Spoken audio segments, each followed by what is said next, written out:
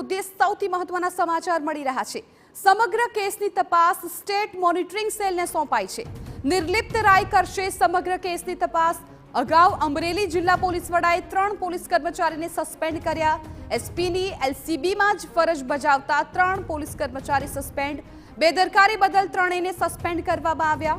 પાયલ ગોટીના કેસમાં ગંભીર આક્ષેપોને લઈને તપાસનો ધમધમાટ શરૂ કરી દેવામાં આવ્યો છે।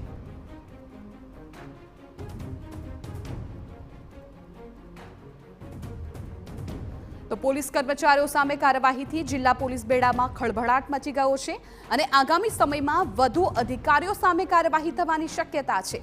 સમગ્ર પ્રકરણમાં જોઈએ તો અમરેલી તાલુકા પંચાયત પ્રમુખ કિશોર કાનપરિયાના નામે એક બનાવટી લેટર વાયરલ થયો અને આ લેટરમાં વિધાનસભાના નાયબ દંડક કૌશિક વેકરિયા સામે ભ્રષ્ટાચારના આક્ષેપો કરવામાં આવ્યા હતા।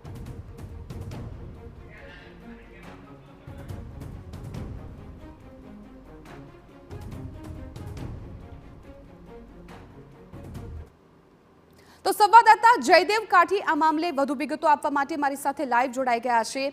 જયદેવ, અમરેલીનું આ લેટરકાંડ કે જે ખૂબ ચર્ચામાં રહ્યો છે, ગઈકાલે જ પુરુષોત્તમ રૂપાલાએ પણ પોલીસે ઝડપથી કાર્યવાહી કરી હોય તે પ્રકારનું નિવેદન આપ્યું હતું અને આજે હવે સમાચાર છે કે હવે સ્ટેટ મોનિટરિંગ સેલ છે આ સમગ્ર કેસની તપાસ કરશે। બિલકુલ જિજ્ઞાસા, જે પ્રકારે અમરેલીનો લેટર કાંડ છે તેને લઈને જે ગંભીર પ્રકારના જે આક્ષેપો કરવામાં આવ્યા હતા, જે રીતે પ્રથમ તાલુકા પંચાયતના જે પ્રમુખ કિશોર કાનપરિયા છે તેમના નામનો જે લેટર છે બનાવટી તે વાયરલ થયો હતો। ત્યારબાદ જે 4 લોકોની અટકાયત થઈ હતી, જેમાં પાયલ ગોટી છે તેમની પણ ધરપકડ કરવામાં આવી હતી। તેને જ લઈને જે કેટલાક ગંભીર પ્રકારના આક્ષેપો છે તે કરવામાં આવ્યા હતા। જે રીતે રાજ્ય લેવલે આ જે મુદ્દો છે તે સામે આવ્યો હતો, જે રીતે કોંગ્રેસે પણ આ મુદ્દો છે ઉઠાવ્યો છે। સાથે સાથે